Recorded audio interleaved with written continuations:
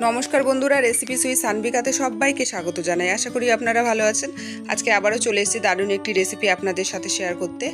आजके आमि मूलो चच्चড়ি रेसिपि आपनादेर करे देखाबो। खूब सहजे एबं खूब कम समये এই রেসিপিটা হয়ে যায়, রান্না হয়ে যায় আর খেতেও কিন্তু দারুণ লাগে। তো স্কিপ না করে ভিডিওটি শেষ পর্যন্ত দেখুন। তো শুরু করি তাহলে। মূলো চচ্চড়ি করার জন্য এখানে আমি মূলো নিয়ে নিয়েছি, ভালো করে পরিষ্কার করে ধুয়ে নিয়েছি। মূলোটাকে ধুয়ে নেওয়ার পরে আমি এগুলোকে কেটে নেব টুকরো করে। তারপরে এখানে দেখুন কাঁচা লঙ্কা, কালো সর্ষে, সাদা সর্ষে, এটাকে আমি পেস্ট করে নেব। খুব কম উপকরণ লাগে কিন্তু খেতে দারুণ লাগে। তারপরে দেখুন কড়াই আমি সর্ষের তেল দিয়ে দিয়েছি, তার মধ্যে দিচ্ছি কালো জিরে ফোড়ন। তারপরে একটা শুকনো লঙ্কা আর একটা কাঁচা লঙ্কাকে চিড়ে নিয়েছি, ওটাও দিয়ে দিলাম। রেসিপিটা খুবই তাড়াতাড়ি হয়ে যায় এবং খেতে ভালো লাগে, ভাতের সাথে খুব সুন্দর লাগে খেতে। আমার জিরে ফোড়ন এগুলো সব ভাজা হয়ে গেছে। এরপর আমি মূলোটাকে এরকম লম্বা লম্বা করে কেটে নিয়েছি, একটু মোটা করেই কেটেছি।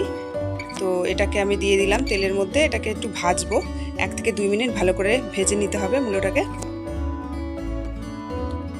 আমি যেমন করে করছি এভাবে করে একবার ট্রাই করে দেখবেন, করে আমাকে কমেন্টে জানাবেন কেমন হয়েছিল।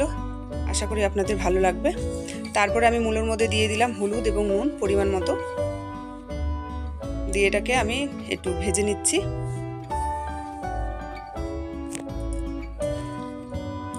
আমার রেসিপিগুলো যদি আপনাদের ভালো লাগে প্লিজ একটা লাইক শেয়ার করবেন আর আমার সঙ্গে থাকবেন, আমি যেন আরও সামনের দিকে এগিয়ে যেতে পারি এবং আপনাদেরকে অনেক নতুন নতুন রেসিপি শেয়ার করতে পারি।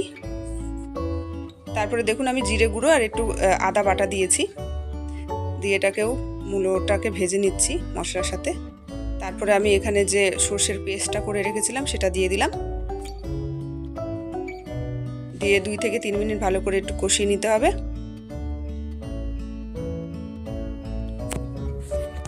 এই চচ্চড়িটা খুব তাড়াতাড়ি হয়ে যায় আর খুব অল্প সামান্য একটু জল দিয়ে দিলাম, মশলা ধোয়া জল। খুব বেশি জলেরও প্রয়োজন লাগে না, তাড়াতাড়ি ভাজতে ভাজতেই অর্ধেকটা সেদ্ধ হয়ে যায়।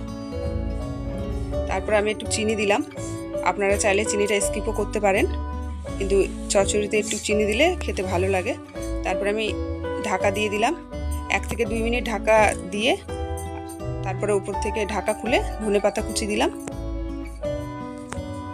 আমার কিন্তু রেসিপিটা প্রায় কমপ্লিট হয়ে গেছে, একটু নাড়াচাড়া করে নিচ্ছি। এবার সার্ভ করে দেব। আমার মূলো চচ্চড়ি কিন্তু রেডি। তো আপনাদের এই রেসিপিটা কেমন লাগলো অবশ্যই কমেন্টে জানাবেন। ভালো লাগলে একটা লাইক শেয়ার করবেন এবং আমার পাশে থাকবেন। তো এতক্ষণ আপনারা আমার সঙ্গে ছিলেন তার জন্য আপনাদের অনেক ধন্যবাদ। আবার দেখা